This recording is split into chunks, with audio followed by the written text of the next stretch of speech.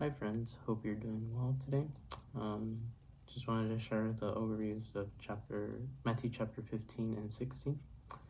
Matthew 15 starts quite interesting. Some harsh topics straight out the gate.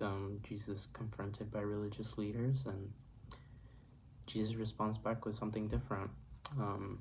He calls out their style of teaching, and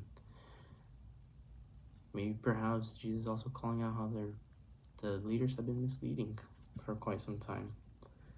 And even the disciples are trying to figure out what Jesus really meant, and Jesus responds to them in a certain way that should make us reflect. Who are we towards others?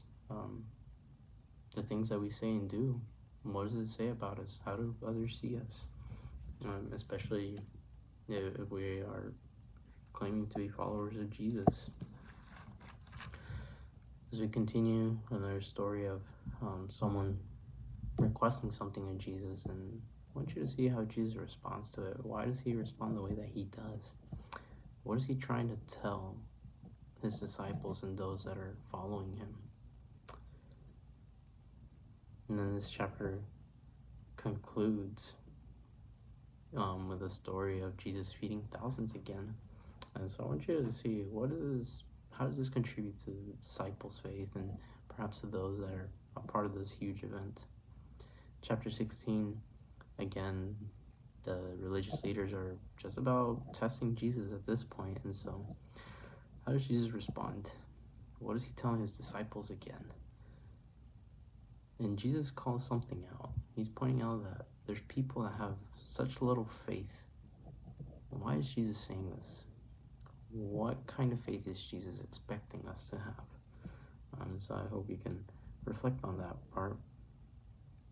The chapter continues on to Jesus asking who people believe he is and who do his disciples believe he is. And so I want you to pay attention. Who responds? What do they respond, and how does Jesus applaud this?